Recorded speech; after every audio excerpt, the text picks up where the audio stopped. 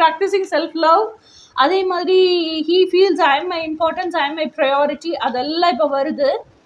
இன்னொன்று, now he has realised is self worth. ஓகேயா, self worth realise பண்ணனால இப்போ என்ன ஃபீல் பண்ணுறான்னா, அவன் ஃபேமிலி சுச்சுவேஷன் எப்படி இருந்தாலும் சரி, நவ் ஹீ ஸ்டெப்பிங் டுவர்ட்ஸ் அந்த டிவைன் சோர்ஸ் கிட்ட போய் டிவைன் சோர்ஸ் கிட்ட கேட்குற அந்த ஒரு விஷயம் இருக்கும்ல, எனக்கு இது வேணும், எனக்கு செஞ்சு கொடுங்கன்னு ஃபெமினைன் எப்படி நிற்கிறாளோ அதே மாதிரி மேஸ்குலைனும் டிவைன் சோர்ஸ் கிட்ட போய் என்னோட ஃபேமிலியெல்லாம் நீங்கள் எப்படி சரி பண்ணுவீங்களோ எனக்கு தெரியாது, அவங்களெல்லாம் எப்படி சமாளிப்பீங்களோ எனக்கு தெரியாது, எனக்கு பாதையை க்ளீன் பண்ணி விடுங்க, அவங்களே அக்செப்டன்ஸுக்கு வரணும், ஓகே சொல்லணும், நான் என்னோட டிவைன் ஃபெமினைனை கண்டுபிடிச்சி அவள் கூட தான் டுகெதர்னஸில் வாழணும். அது என்ன டிஃப்ரென்ஸாக இருந்தாலும் சரி, அது வாட் எவர் இட் டேக்ஸ், நான் எவ்வளோ இன்னர் ஒர்க் பண்ணணுன்னாலும் சரி, I am ready to do. நான் எப்படி மேனிஃபெஸ்ட் பண்ணணுன்னாலும் சரி, என் ஃபெமினைனை மேனிஃபெஸ்ட் பண்ணுறதுக்கு ரெடியாக இருக்கேன்.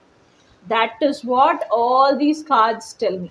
ஓகேயா, ஸோ இது வந்து டிவைன் மேஸ்குலைனோட டிட்டர்மினேஷன், டிவைன் ஃபெமினைன்லாம் தெரிஞ்சுக்குங்க. ஓகேயா, ஸோ அடுத்து இன்னொரு 2-3 கார்ட்ஸ் எடுத்து பார்ப்போம்.